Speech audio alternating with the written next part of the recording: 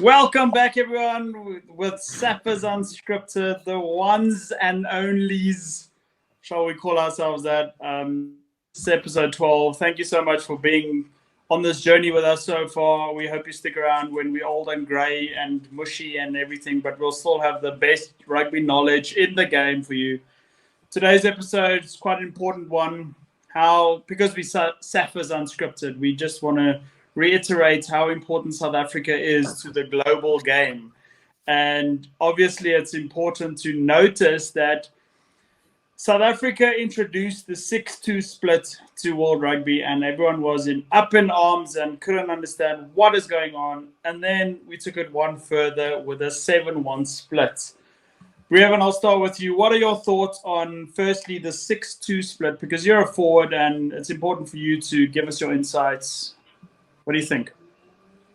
I think it was one of the smartest moves that could have been done in World Rugby. And the reason so many hate it, except for the South Africans, is because they don't have the depth to do it. And I think Rassie Erasmus is a genius because we have such versatile players, and we'll get into how we can even do the 7-1 split for this matter. But we have such versatile players like Kwagga Smith that can slot into a forward position, and if in case of emergency, can go to a backline as well. But because our gameplay is based off brutal strength, pure scrummaging, bullying your opponent, the 6-2 split was absolutely brilliant. I mean, I fully agree. I like the fact that we bring some innovation that excites. I don't know what company that is, but they say that. And South Africa just does it. It's the same with the 7-1 split. I mean, I love it. People didn't expect it. Everyone is thinking the 5-3 is like the norm that you go to. Bringing out the 6-2 split was surprising. It is crazy. And then all of a sudden you bring out the 7-1 split and people are starting to talk about the 8-1 split now. And I fully agree with Brevan. It's because we have that. When you have strengths in a team, you have to play to those strengths. And I love it when the pundits get so mad when they say, listen, they are abusing this and they are abusing that. You can do it too. Do what you want to. It's just because we have those versatile players. You have players that can play on the flank and the lock. They cover two positions. And no one's going to say anything when we lose a backline player and we have to play a forward in the backline, because then they're saying, yeah, you took the risk. So it's high risk, but high reward. Anyone can do it. I love it. Exactly. If we look back at one of the UK pundits, not going to mention names, that actually took a massive dig at South Africa for doing the 7-1 split, saying it's dangerous. And when it comes to club level, at junior level, it's going to be dangerous for people and stuff like that. I just want to know how will it be dangerous? How will stuff like that impact a game negatively? If you have it in your arsenal, use it or not. 100%. Because by that logic, it's like, because we have these monsters of players, it's dangerous for the game. I mean, we can't help the fact that Achia Snyman is 2 meters 08 and he's a massive giant. Etzebeth a massive giant. Peter Step Totoya a massive giant. We can't help that. And yeah, it's just saltiness. That's all it is. Pundits can say they're using. If you look at the pack weights, right, when we play games, we don't steamroll teams when it comes to the weight of our forwards, really.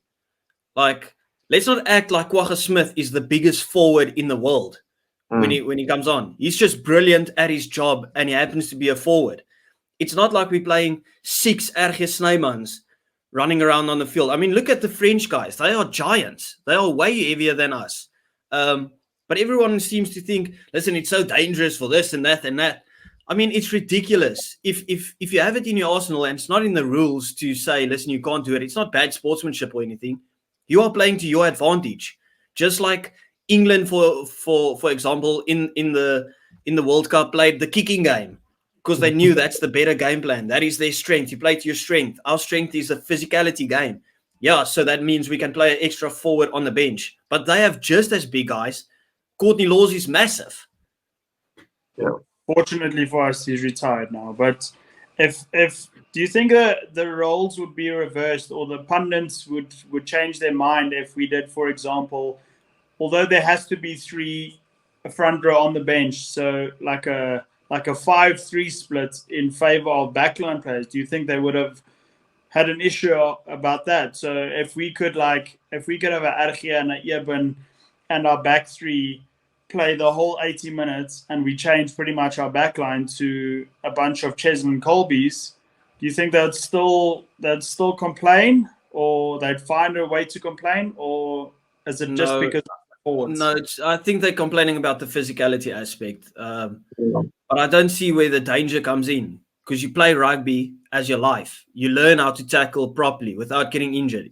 If you get injured by your own tackle and stuff, that means you had weak technique. It's not because we had an extra forward on the bench. And as we mentioned, Kwagga Smith is on the bench.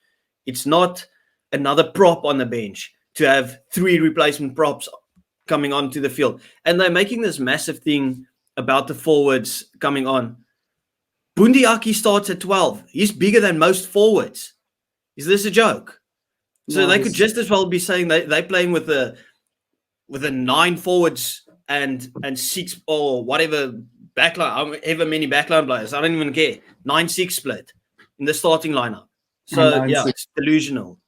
Yeah, no, at the end of the day, whether people like it or not, people hate on Springboks and South African rugby because they hate us because they ain't us. It's as simple as that. We find a way to win. We're creative in the way we change our play. If we look at the way we played in 2019 compared to 2023, it's a completely different South African team with the core of the same players. And many teams can't do that. I mean, if we look at Ireland, they can only play one brand of rugby. That's all they can play. And as much as it's a good brand, it can get found out at any stage. So the fact that we are innovative in the way we do things, I think people are just upset with that. And it's pure saltiness. Yeah, I think that was the main objective of Rassie. If you look back at that documentary in 2019, where he said that because there's so much technology, your game plan almost has to change every single game if you want to be ahead of the game. If you want to, that element of surprise is so important. As South Africans, we do want the people to wonder, because back in the day, if you remember, maybe the early 2000s, it was always, South Africa is playing stump car rugby, bumper car rugby. That's all they do, is 10-man rugby. That's all they do. And then all of a sudden we get guys like a Cheslin Colby, a Kurtley Arendse, and a Damian Willemse as our back three. Where in your life would you ever have thought that would be our back three? Because they are too small, but yet we keep on innovating. I love that about the game. Yeah, it's awesome. Oh, well, that just tells you how far South African rugby has come. Because remember Joe Aplon, that played for the Stormers, absolutely insane, and people always spoke about him being too small. He would have had a lot more caps for the Boks in this genre of coaching, because he was absolutely brilliant. But we stuck with, listen, we want the big guys under the high ball. We want to play those bumper car rugby. So I'm actually thinking, I wish we could have seen a prime Joe Aplon in the back three for the Boks. I mean, that would have been very, very exciting. Now that you're mentioning Gio Aplon, one of my fondest angry moments in my rugby watching career was in the 2011 World Cup, where Gio Aplon was on the bench against Australia. Bryce Lawrence was absolutely killing us in the whole game, pretty much. And Gio Aplon stayed on the bench for that entire game. I thought that take Patrick Lambie off, put Gio Aplon there, and I promise you are going to see fireworks. And the Oak never came on. I was so upset with that. We ended up losing to Australia, obviously, as everyone knows.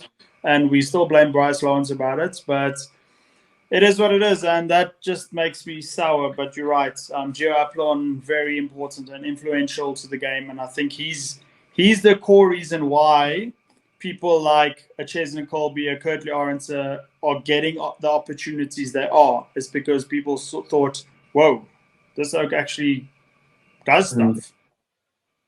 Yeah. He was... Yeah, Aplon was a special player. I think it's crazy how we've literally gone from speaking of these massive forwards that South Africa has to like the small men, because literally that's what South African rugby is all about. All sizes, all forms and shapes. And the thing is, if you remember correctly, Cheslin Colby went and bounced. I can't pronounce the French flank's name 100% correctly, but when we went to the Stade de France in 2022 in November, I mean, Cheslin Colby bounced their flank, who probably weighs about 115 kilos. So it just shows we may have some small players, but they've got the strength as well. Yeah, but just to fill on that one, right, is so Colby and Aplon and Orange and all these smaller guys of us, they've proved that size doesn't matter, because you don't really see Colby miss tackles. I mean, look at the tackle he put in on Will Jordan where Kwagga ripped the ball in that final. So you can't bring in this is just to go back. You can't bring in the safety of the players, because if you have technique, you can sort it out. And that is exactly what I mean when I say these things. Like, we have the smallest guys, but also some of the biggest guys. But then they just have a problem with anything South Africa. Like, remember when they spoke about the 2019 World Cup, the pundits spoke about South Africa kick so much. They kick way more than everyone. And it's boring rugby. Yet, now in this World Cup, before this, we saw the stat come out that the French kick way more than South Africa. And no one ever spoke about them being boring. They take the exact same game plan as we had in 2019. Literally, word for word, bar for bar, line for line, set piece for set piece. They do exactly what we did in 2019. And then all of a sudden, it's nothing. It's actually it's a bit laughable actually. But I can see Brevin he's cooking up a theory there, so I'll let you have it. I don't even blame the French, because you know what? Let them be. It's the English I have the massive issue with here. They were telling us before that 2019 final that our game plan is so boring. We're going to lose. They're going to hammer us because they play exciting brand of rugby. Look how we beat the All Blacks the week before. Great, fantastic, physical, running rugby. And then what? And it's not even the fact that we beat them in the final. It's the fact that they had the exact same game plan in the 2023 World Cup. To the T. To the T that it almost beat us. Like, it's just mind baffling that these guys have the audacity to like chirp us about our game plan, but then copy paste. I do, however, think that Borthwick in this World Cup proved his worth in that regard, because, like you just said, they almost beat us with our own game plan. And credit to Borthwick for actually implementing a winning game plan, and not because he didn't get involved with the media as much as most coaches do. I think if you ask him now, he'd be the first one to try the 8-1 split. So do we think that, not 8-1, 8-0 split, sorry. Do you think that we will see an 8-0 split in the near future? Well, I think if it's going to be someone, South Africa is going to do it first, because they'll most probably do the 7-1 split before they do an 8-0 split. But when we do that, that is balls to the wall. That is risky as it can be. So I think that is where you play. You don't add another just pure forward. You play like a utility forward there. You throw in the likes of a Kwagga again. Like, if you can have two Kwaggas, you throw in Werner Kok there that can play on the flank even. I don't even care. Like, you wouldn't necessarily. Sorry to butt in, but honestly, do it. I think go for it, because you have two players who can fill this role perfectly. Hachiba Diamani and those two men can fill that in case of emergency backline players. I promise you the Boks can do it. And I think they will at some point. Just once. I wouldn't be surprised if we did that, the 8-0 split. I wouldn't be surprised if we played the likes of a Grant Williams on the wing, start him on the wing, or if they have Cheslin Colby training in that 9 position. So if there was something to go wrong with the scrum off, we just say, listen, okay, Colby, you're taking over, or Grant Williams, you're coming from the wing, you're playing 9 for the rest of the game. I wouldn't be surprised if we saw something like that, just to cover some of your bases if something was to go wrong. There I completely agree, and I don't, not to take anything away from Grant Williams, but to put everything on a Cheslin Colby, where I think he'll start on wing or whatever, and if a 9 gets injured, Cheslin's at 9. If a 10 gets injured, Cheslin's at 10. If a 15 gets injured, Cheslin's at 15. If a 12 gets injured, Cheslin to 15, Damon Willemse to 12. That's how they'll change it. But then I do agree that a Hachiva Diamani with a Kwagga Smith on the bench to do the 8-0 split would be perfect, because Hachiva Diamani has proven his worth as a very fast loose forward. So if he's on the wing, if two backline players get injured and we can't shuffle around anymore, Hachiva to wing, Kwagga can stay at the forwards, or both wings get injured, Kwagga and Hachiva on the wings, and we just dominate. SA Rugby, hear us out. This must happen. Just once, please. It's almost the same as Brevan just mentioned when we played France in 2022, right? Was it Waki that they brought on and he played the whole game on the wing? Not sure.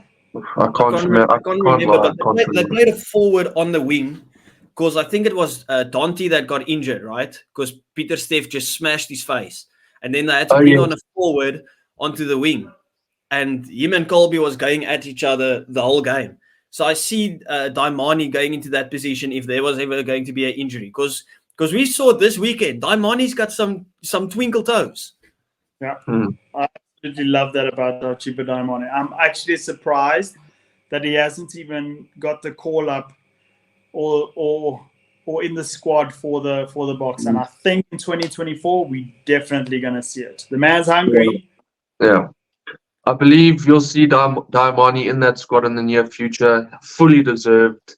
And it's a great addition because he adds so much versatility to that team. And he's still got age on his side. And I can't wait to see him play in a Boks jersey. I can't even lie. Yeah. The time is perfect for him because, of course, we're still a bit unsettled when it comes to the future of Siya Kolisi in the Boks jersey. Of course, Dwayne Vermeulen gone as well. So there's possibly 2 open spots in the starting lineup for the Boks. Now, I'm not saying he's coming in and starting immediately, but that opens up the spot for Jasper Wiese to slot in. Someone gets into Jasper's old spot. If Siya goes, that gives a chance for Daimani.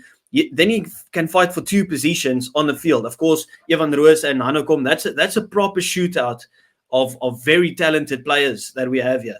We are very, very lucky to have all of these players. It's a luxury. Yeah, but what are our thoughts on how our fellow companions over the pond are going to react to if we do go 8-0 on the bench, 8-0? I personally cannot wait for that. That's every content creator in our field. That's our dream, to react to somebody that's sour about South Africa doing something that's out of the spirit of the game. And that just excites me so much because I know that one specific person with a grey hair that used to coach Scotland, not going to give him the clout he deserves, not going to mention his name, but he is going to be the first one to take a dig at South Africa, and I can't wait. Well, he's just been taking L after L after L because we spoke about this previously, right? He had a segment on his TV show, whatever, in Ireland, and he spoke about South Africa not having a single chance to beat France in that quarterfinal. Not at set piece, not at the kicking game, not at the running game, nothing. We have no threat whatsoever to this French team, and they are playing home. And as soon as we beat them, it's like crawling into a shell. Don't want to give any credit. Then it's just this boring rugby. Didn't deserve anything. But he wouldn't give us anything before the game. We killed him at the scrum time. We beat them at the kicking game. Our defense was tight. So that guy, he can just fly. I'll piss on his forehead. I don't even care. That's actually, and to add to the conspiracy that he kept laying on that Cheslin Colby left too early on the charge down from Ramos, and he knew that he couldn't say anything else, so he needed a bit of controversy to try and rectify everything he's been saying, and he just took another L because then video footage came out of how good that charge down actually was. And to come back, if we do see an 8-0 split, do you think, we know that the pundits are going to come in and stuff like that, but do you guys think that World Rugby will intervene and maybe do some law changes if we do a 8-0 split and do well? Personally, knowing World Rugby, they might just do that because World Rugby has this tendency to do the complete opposite to what I won't say South Africans in general, but what rugby fans want in general. I mean, we've seen the tackle law get a bit soft, in my opinion. But I think the only way they'll change it is if people start using more backline players on the bench than forwards, in the sense that you have to keep your 3 front row on the bench and the rest is up to you. Because at the end of the day, if you're playing 8 forwards on the bench, you are taking a massive risk to your backline. Like, you're taking a massive risk, but it's not the same risk you're taking to that of not having a front row come on, if that makes sense. So I personally believe they can't do anything. I mean, what is there to justify that you can't use 8 forwards? I just don't get it. Yeah, well, the easy way out for them will probably just be the safety thing, because that's the easy thing. Even though it doesn't make sense, we just debunked it. But that is what they will be sticking on. Now, do I think they'll step in? If they're going to step in, it's going to be right before the Rugby Championship, just to say, listen, we know you guys are thinking about it, don't. And then they'll bring a rule in. Or they'll have it play out until something happens and then make a rule about it. So my opinion is just purely they are coming in early saying, listen, this is a no-go, or something has to happen after that 8-0 split. And they have to say that's the cause of it and that's why we are banning it. I don't think they come in after one game or whatever and says this is unfair, because that brings eyes on the game. If you hear the first time ever that a team is going 8-0 split on the bench, that gets more views. They want to pocket some money on that thing the first time it happens. Mm-hmm. This is true, and like I said, I think it's going to happen, and I cannot wait for that to happen. But if it does happen, let's just hope World Rugby doesn't intervene, and we do hope that the pundits all over the world go crazy. Brevan, you're a forward. What do you think if you're in the starting lineup? I want your perspective now as a forward that's starting, and you see an 8-0 split.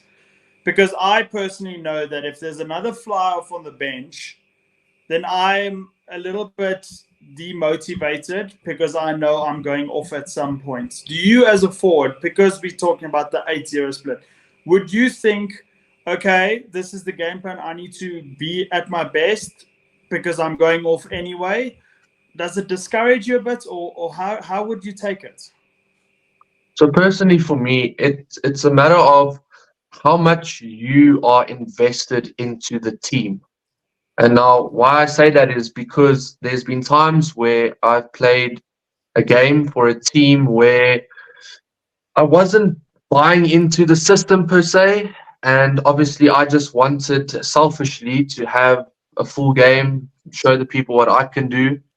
But I think when it comes to a Springbok structure, and it's also for me as well when I've played for a team that I really enjoy playing for and want them to do well, especially like a Springbok structure, you immediately say, like Rassie gave the perfect speech in 2019 before the final. He said, if you make a mistake and you are upset about it, you're vingat. And it's 100% correct. If you get taken off, it's not the end of the world. You've done your job. You've done your role. It's time for the next guy to pick up from where you left. And if you buy into the system of a team, I'd 100% love an Achia to come on after me and do even better than me, because I want to see those opponents suffer. You know, that's what I want to see. So it really, like, the Springbok structure and the system is just it's a very beautiful place at the moment. You know, a lot of diversity, a lot of love, a lot of passion, and that's why Springbok rugby is probably the most unifying thing in this country at the moment. So for all means, take me off after 30 minutes and let Afia do 50. I do not mind as long as he does his job. Wow. I totally agree with Brevan, because the thing is, the thing that we saw in the World Cup is there's so much passion in our team. All of them played for the jersey. It wasn't a individual game that came, or that the boys played. So those guys go into the game knowing exactly what is expected of them, knowing, listen, this is going to be my sub. I have to survive 60 minutes. I'm giving 60 minutes of everything. Just look at the past few years of our forward pack, right? We had Orks, Trevor, and Bongi starting the games. They knew as soon as that halftime whistle goes, our game is done. So we're giving 40 minutes of everything. And that's exactly what all of our boys in the forward pack does. So I don't think it makes a difference, because they know the game plan, they stick to the game plan, and it just gives them that bit of oomph to say, listen, I could die here, but I've got someone to have my back when I go off. So yeah. I suppose at the end of the day, you also have to realize that as a professional rugby player, this is your job. And your job entails you to do 40 or 45 minutes of rugby. You need to accept that and move on. Otherwise, go look for a different job.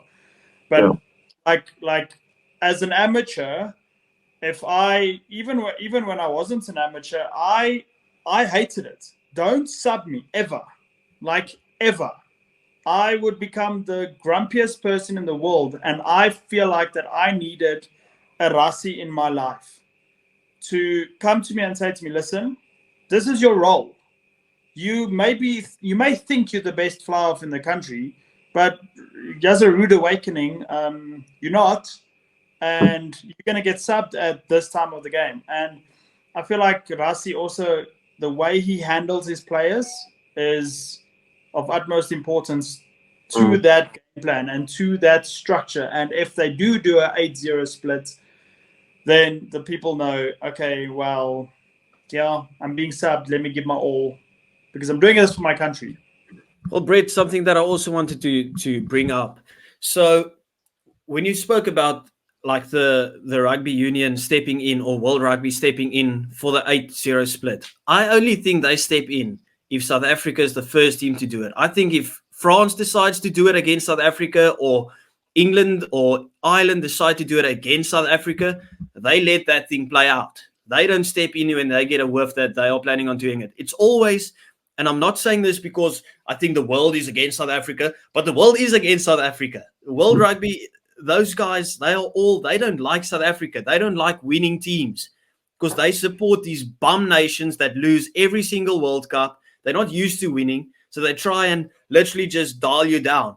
So if one of those teams does it, they don't step in at all. If South Africa does it, it's going to be a problem. And that, ladies and gentlemen, is why he's called Casual Bias Rugby, because he thinks that the world hates us. I think we kind of all do, but just it works better with his name. So that concludes our episode, people. So we want you guys, we don't care if you subscribe or like or whatever. We want you to enjoy this page. Share it with your friends. Get other people's opinions on the outside. We do value everything that we read in the comments, even when it's hate towards us. It helps us improve ourselves. So thank you for watching, and we will see you guys in the next episode. Casual Bias and Brevan right here.